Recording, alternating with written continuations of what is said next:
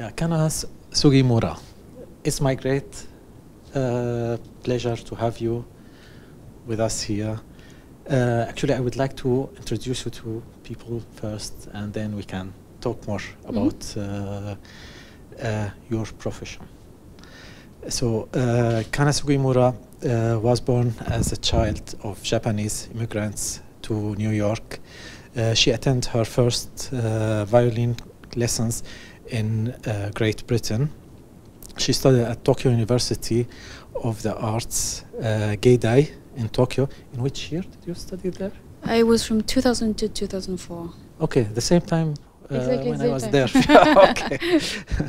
In 2004, she received a scholarship from the Japanese foundation Meiji Yasuda for foreign students. In 2005, she started studying under Professor Christoph Wegrin at the University of Music, Drama and Media in Hanover. Sugimura won numerous awards in different competitions. For example, like the international violin competition in Kazakhstan, the first international competition in Qingdao, China, the 36th international competition, the Jesus Musical in Belgrade, Premio Trio di Tiesti. TST. Is it a solo for soloists? No, that's a chamber music competition in Italy. Okay. Trieste. But not as a chamber music, but as I was there with a pianist as a duo. Okay. And nowadays you are working as a violin teacher here at the University for Music, Drama and Media in Hanover. Yes. Yeah? Yes. Oh, that's a great career and history. So would you please tell us about, you came originally from America? Can say. Well, actually, my parents are not immigrants. My father was just happened to be working when they had me in New York. America. Yes, okay. He was or in United States, yes. Actually, not America, United States, perhaps better to say. And in this case, can I say that you are influenced by Japanese music also, or just European Western music? I mean. I spent my high school and college years, as we spoke earlier, in Tokyo. And in that time I had the possibility to go deeper in my Japanese roots. I also I spent a lot of time training what's called kendo, that's Japanese fencing. And through this I learned quite a lot about Buddhism and the mentality of the society. In this way, Did you play any Japanese instrument in this case? No, but my father was a hobby shakuhachi player. Okay, me myself, I played the fu and the shamisen. Oh, nice. But in this case, for example, for me, it was full with microtones. Could you find these microtones in the Japanese music, or? Yeah, I mean, I didn't perceive them as necessarily microtones, but I do remember very clearly on the floor of the string department was also the traditional instruments department, and we would hear these traditional instruments from around the corner.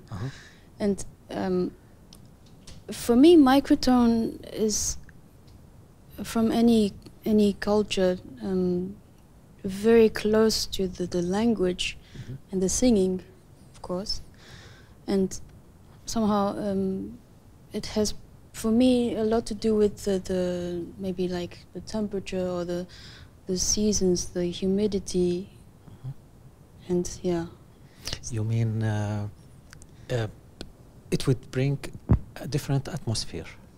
Yes, yes. Okay. Maybe that's a good way of saying. So, do you think if we have just these 12 tempered tones, would you differ the Japanese music from other music? I mean, it's definitely a different approach or a different perspective to the world, I think. I mean, in the 12 tone also, especially with us, string instrument, we vibrate, we give colors in different ways, and including microtones. But we spent a lot of time training to be very clean in a certain way. And I think these microtone or traditional music, it's like dialect maybe. Exactly. Dialect or language? Sorry? Language or dialect? Because language, you know, yeah. dialect, it's language is the big the difference. main, yeah, exactly. And then if you, I mean, when you have to prepare a piece for a competition, for example, that comes from, I don't know, wherever, if you're doing a competition. Mostly from Europe. Yes, or if you have, like, for example, I did a competition in Bulgaria, I had to play a Bulgarian piece. There was no quarter tones or microtones involved, but you try to find the right atmosphere of the piece or the spirit. Yeah. And I think that's something close to yeah. I mean, it's not something different from 12 tone, but I think in the approach of finding the fine characters or the colors.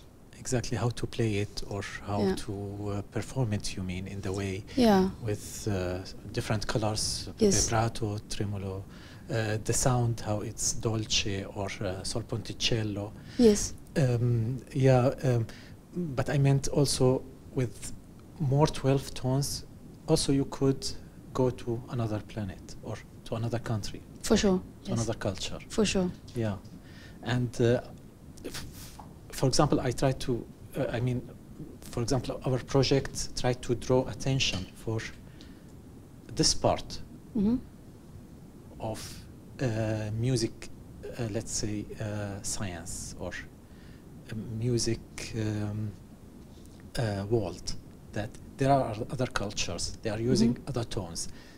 These other tones are important to give a new color. Yes.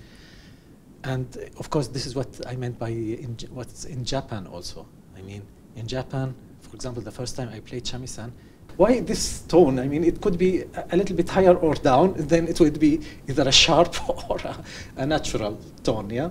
But it was like that. It's the Japanese culture. It draws the Japanese character, yeah? Yeah, so, but how do you describe your experience here with the other musicians? I mean, oh, it's been really wonderful to hear these. Actually, I hear them for the first time. I even see them for the first time. The flute, is very close. The nagi, very close to the shakuhachi. Actually, yeah. And yeah, it made a little bit like koto. Yes, yes, yes. Yeah. Exactly. It made a lot of sense to me. It cleared the imagination and the reasons why the microtones are even there. It immediately makes sense. Great. Would you describe, for example, musicians in general, like there were some pieces different from others, or musicians in general try to explain themselves in their pieces?